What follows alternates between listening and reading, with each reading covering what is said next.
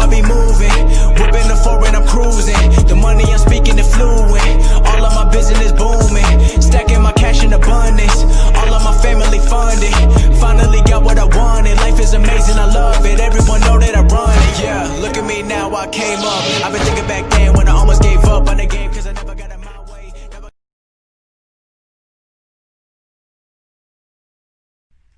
Yo les postos, bienvenue dans cette nouvelle vidéo Mercato. On va évoquer les transferts officiels du jour, ainsi que les grosses rumeurs, le dossier Lionel Messi, Kalidou Koulibaly, accord avec Manchester City, mauvaise nouvelle pour le milieu de terrain du Paris Saint-Germain, Paris qui pourrait être très grandement intéressé par un joueur de l'Atalanta Bergame. On va commencer avec les transferts officiels et commencer avec le Benfica Lisbonne qui tape très fort en ce jour de Mercato. Benfica a recruté le défenseur polyvalent Jan Vertonghen, libre depuis la fin de son contrat avec Tottenham. L'ailier du Grêmio, Everton Soares, a signé lui aussi au Benfica Lisbonne pour 20 millions d'euros. Et enfin, Benfica a également acheté l'attaquant de Fribourg, Lucas Waldschmidt, pour 12 millions d'euros. Benfica commence fort ce mercato. L'arrivée d'Edinson Cavani pourrait avoir lieu aussi dans quelques jours.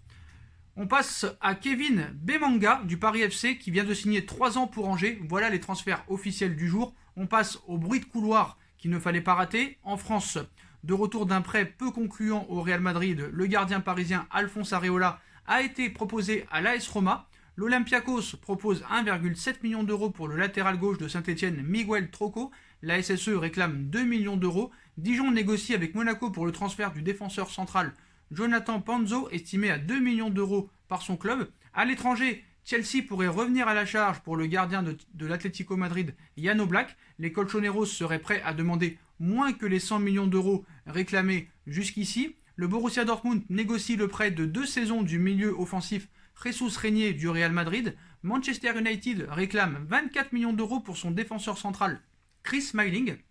On enchaîne avec l'accord entre Kalidou Koulibaly et Manchester City. Après le recrutement de Nathan Ake, Manchester City souhaite l'arrivée d'un deuxième défenseur central cet été et cible en priorité Kalidou Koulibaly et l'intérêt est réciproque. Le joueur de Naples dispose d'un accord salarial avec Manchester City, reste désormais aux deux clubs à s'entendre sur le montant de l'opération, toujours d'après la même source. La formation italienne a repoussé l'offre de 60 millions d'euros plus 10 de bonus formulée par Manchester City. Les dirigeants napolitains réclameraient 7 millions d'euros supplémentaires pour céder le rock sénégalais. Autant dire que les positions des deux parties ne sont plus très éloignées. On passe à la Juventus de Turin. Franchement nommé entraîneur de la Juve, Andrea Pirlo recherche un avant-centre pour la saison prochaine. À l'occasion d'une réunion avec ses dirigeants organisée vendredi, le nouveau coach Bianconero a présenté une liste de joueurs à sa direction, rapporte Sky Italia.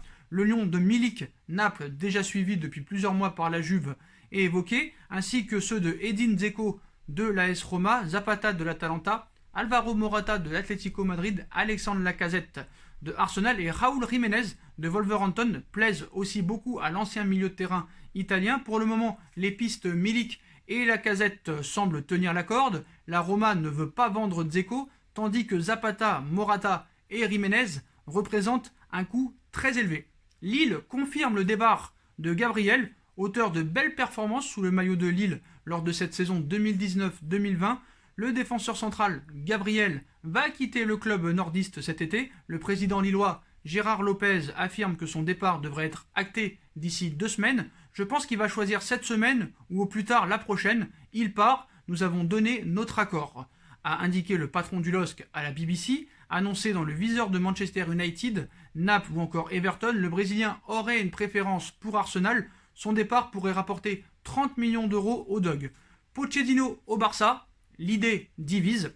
Sur la sellette, Quique Sétienne va être limogé normalement demain par le FC Barcelone suite à la raclée subie contre le Bayern de Munich 8-2 vendredi en Ligue des Champions. Alors que la question de sa succession est évoquée depuis plusieurs semaines, le nom de Mauricio Pochettino revient systématiquement dans les discussions, sauf que l'entraîneur argentin ne fait pas l'unanimité. En effet, AS nous apprend que le cas de l'ancien défenseur central du Paris Saint-Germain, libre depuis son renvoi de Tottenham en début de saison, divise les dirigeants barcelonais. Certains estiment qu'il est l'homme idéal pour redonner vie au club, d'autres en sont moins convaincus et ne conçoivent pas la venue d'un ancien joueur de l'Espagnol Barcelone qui a signifié à plusieurs reprises son attachement pour le voisin barcelonais, notamment du fait qu'il dispose d'un palmarès vierge. Mais bon, voilà, le Barça maintenant ne veut plus de palmarès vierge avec Quique Setién, Martino, Villanova, ainsi que beaucoup d'autres n'avaient pas de palmarès, comme Valverde. Donc, le Barça ne veut pas se tromper sur le prochain entraîneur. Xavi aurait recalé, en plus, encore une fois, le FC Barcelone. Il y aura une réunion demain entre Eric Abidal et Quique Setién. Donc, comme vous le savez, le match contre le Bayern était sûrement son dernier. Quique Setién va être démis de ses fonctions suite à cette élimination et cette humiliation subie par le FC Barcelone vendredi. Déjà remis en cause après la perte du titre en Liga aux dépens du Real Madrid, l'entraîneur était même pressenti pour être licencié dès aujourd'hui. Pour gérer le cas, Josep Bartomeu s'en remet à Eric Abidal, le secrétaire technique du Barça. C'est lui qui va prendre la décision finale. Selon Mundo Deportivo, le Français aurait convoqué une réunion avec l'ancien coach du Betis Séville pour l'informer de son éviction. Après une seule saison, même une demi-saison en Catalogne, Quique Setién n'aura donc remporté aucun titre avec le Barça. C'est un échec. On passe à l'information presque principale du jour. Liverpool et Thiago Alcantara sont tombés d'accord sur un contrat de 4 ans. Voilà, Thiago Alcantara va signer à Liverpool. Liverpool et Thiago Alcantara ont trouvé un accord sur la base de 4 ans. Le joueur a annoncé son départ en Angleterre à certains de ses coéquipiers. Les Reds de Liverpool doivent maintenant finaliser l'opération avec le Bayern de Munich. Donc ça va être encore un échec du côté du Paris Saint-Germain qui va encore perdre la partie contre un autre gros club.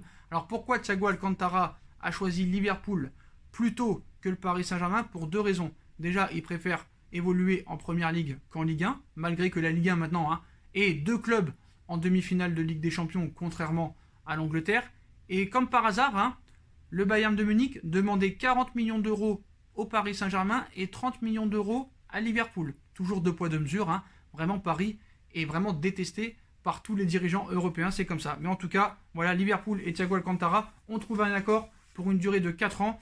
Thiago Alcantara va rejoindre Liverpool pour 4 ans et un transfert avoisinant les 30 millions d'euros, plus peut-être 2 ou 3 de bonus.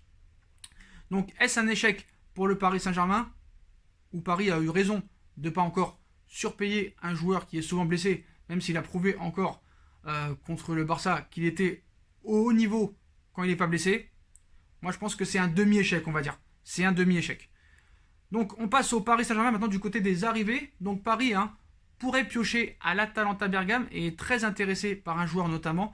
Le PSG va passer à l'attaque pour un joueur de l'Atalanta une fois la Ligue des Champions qui sera terminée. Soyons honnêtes, tu ne peux pas dire non à Tottenham ou au Paris Saint-Germain. Timothée Castagne, joueur de couloir droit de l'Atalanta Bergame, n'a jamais caché qu'il n'était pas insensible au charme du Paris Saint-Germain. Ces derniers mois, le nom du Belge est ainsi revenu à plusieurs reprises dans les gazettes lorsqu'on a évoqué les pistes de Leonardo pour le mercato estival. Une option qui semble prendre de plus en plus d'ampleur. Effectivement, Sky Italia confirme qu'il s'agit de bien plus qu'une rumeur ou qu'un léger intérêt. Le Paris Saint-Germain est ainsi très intéressé par le joueur de son rival des quarts de finale. Le club de la capitale française attend ainsi la fin de la Ligue des Champions pour passer à l'action et démarrer les négociations avec la formation de Bergame. Alors, est-ce que Timothée Castagne est la priorité à droite?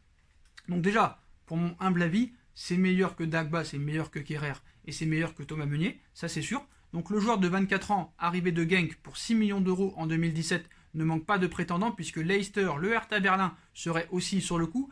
Il plaît en tout cas beaucoup à Leonardo, qui a besoin de monde à droite pour couvrir le départ de Thomas Meunier notamment, alors que c'est Thilo Kerrer qui avait dû démarrer la rencontre face à l'Atalanta sur le flanc droit de la défense. Reste également à savoir quelle sera la position de l'Atalanta Bergame dans ce dossier. L'équipe de Serie A risque de voir bon nombre de clubs venir aux nouvelles pour son élément et son meilleur élément et n'aura logiquement aucune intention de se faire dépouiller sans grosse contrepartie financière. La presse belge évoquait il y a peu un montant avoisinant les 25 millions d'euros pour Castagne. À voir si le Paris Saint-Germain est prêt à mettre cette somme sur la table. En tout cas, c'est un joueur qui sait jouer très haut, qui sait vraiment aller vers l'avant. Voilà. Il joue très très haut. Très bonne récupération de balles.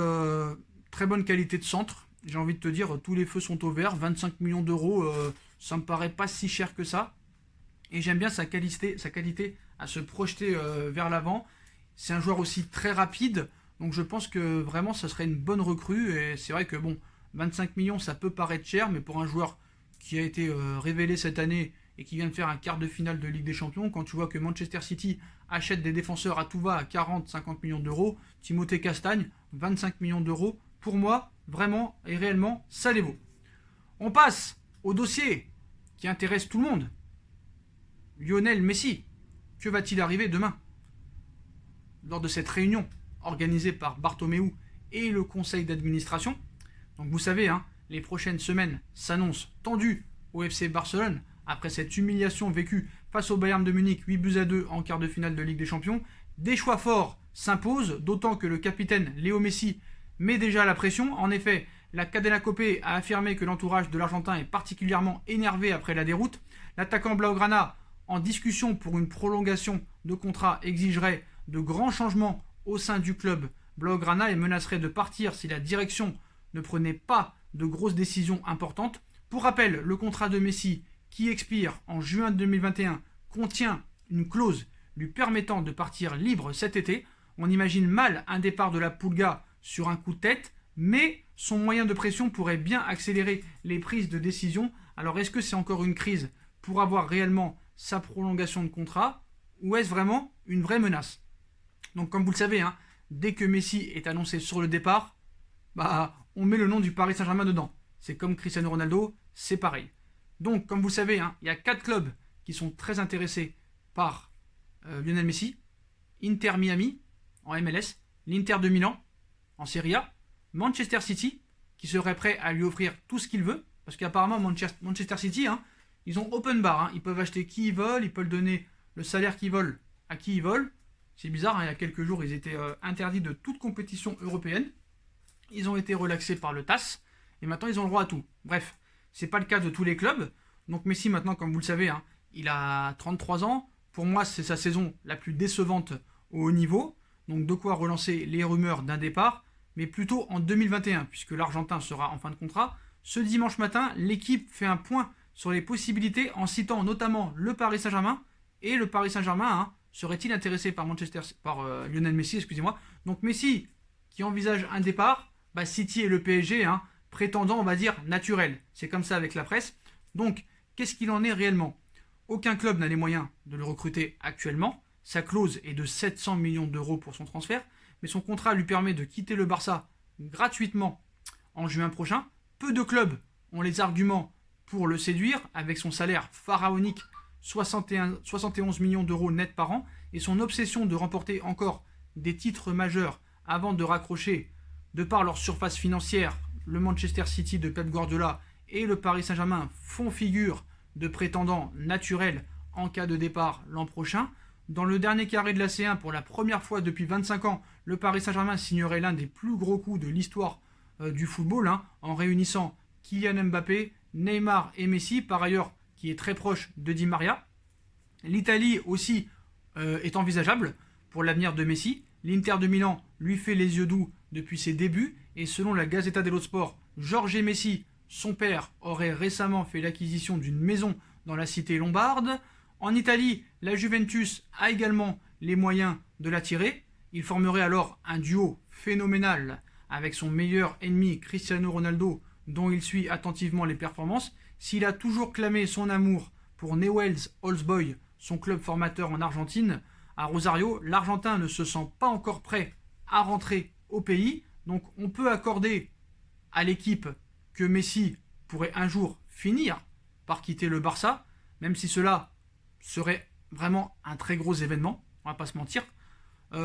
Tant ce joueur, hein, est au club depuis maintenant très longtemps, les dernières saisons peuvent l'amener à se poser des questions et à vouloir tenter sa chance dans un autre projet avant de rentrer dans son pays natal.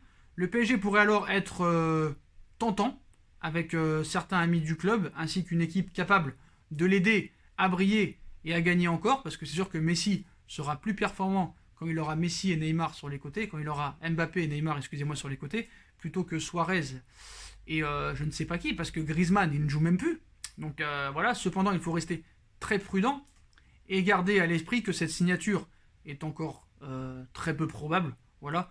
De même qu'un départ pour n'importe quel club, il y a encore du temps avant d'arriver au moment où Messi pourrait signer dans le club de son choix. Le Barça peut réagir et rassurer la Pulga, comme le joueur peut simplement mettre la pression pour voir ses dirigeants faire un vrai effort aussi bien pour renforcer le groupe que prolonger son contrat.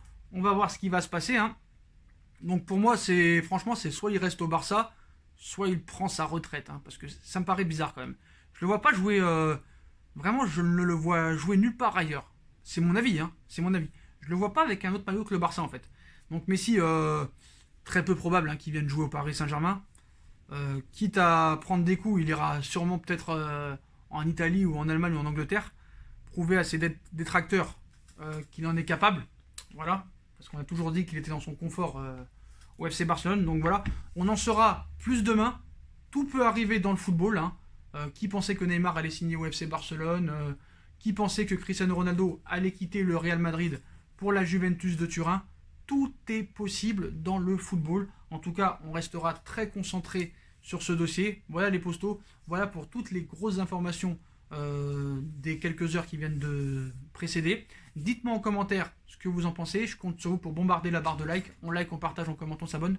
On active la petite cloche pour être tenu en direct des vidéos qui vont sortir. On me rejoint sur mes différents réseaux sociaux, ainsi que sur Utip, hein, si vous voulez m'aider en faisant un don, c'est comme vous voulez. Vous avez aussi ma deuxième chaîne YouTube qui est disponible en bas en description. Voilà les postos. Je vous souhaite à tous une bonne continuation. Prenez soin de vous et à très vite pour une nouvelle vidéo les postos. Tchuss!